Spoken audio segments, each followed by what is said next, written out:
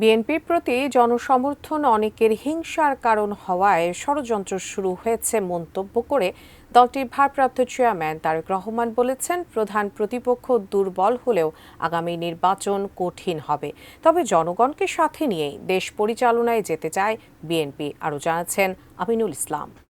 যেহেতু আমরা বিশ্বাস করি না নিশিরাতের নির্বাচনে, রাষ্ট্র কাঠামো মেরামতে বিএনপির ৩১ দফা রূপরেখা নিয়ে ঢাকা, নারায়ণগঞ্জ, গাজীপুর জেলার নেতাকর্মীদের কর্মশালায় ভার্চুয়ালি যুক্ত হন বিএনপির ভারপ্রাপ্ত চেয়ারম্যান। কেউ যদি মনে মনে ভেবে থাকেন আরে এখানে তো প্রধান প্রতিপক্ষ নাই অথবা দুর্বল হয়ে গেছে, নির্বাচন খুব সহজ হবে, no no no and no.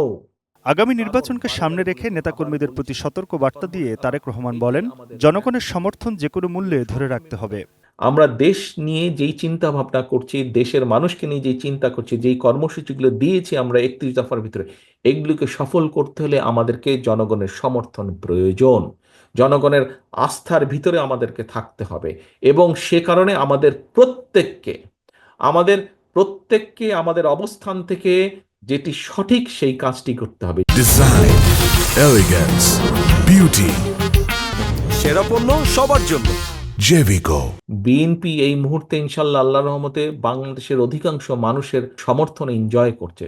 এটা অনেকের হিংসার কারণ হয়ে দাঁড়িয়েছে, অনেক রাজনৈতিক দল অনেকের হিংসার কারণ হয়ে দাঁড়িয়েছে এবং অনেক ষড়যন্ত্র শুরু হয়েছে।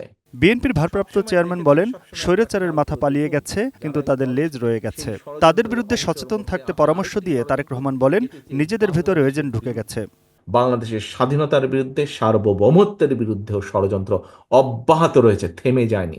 স্বৈরাচার পালিয়ে গেছে, স্বৈরাচারের মাথা পালিয়ে গিয়েছে, কিছু কিছু ছোট ছোট মাথাও পালিয়ে গিয়েছে, কিন্তু লেজ শরীরের অনেকাংশ অবশিষ্ট রয়ে গিয়েছে। তারা কিন্তু ভিতরে ভিতরে ষড়যন্ত্র করছে। কাজে আপনাদেরকে এ ব্যাপারে অ্যালার্ট থাকতে হবে। দামি নয়, স্বচ্ছ নির্বাচনে বিশ্বাস করেন জানিয়ে তারেক রহমান বলেন, বাংলাদেশের মানুষ বিএনপির দিকে তাকিয়ে আছে। জনগণের সমর্থন নিয়ে নির্বাচনের পুলসিরাত পার করতে হবে বলেও মন্তব্য করেন বিএনপির ভারপ্রাপ্ত চেয়ারম্যান। আমরা যদি সেটি করতে সক্ষম না হই, আমাদের এতদিনের আন্দোলন ব্যর্থ হয়ে যাবে। Aminul Islam, ATN news, Dhaka. এই যে সারাদিনের আলোচনা সব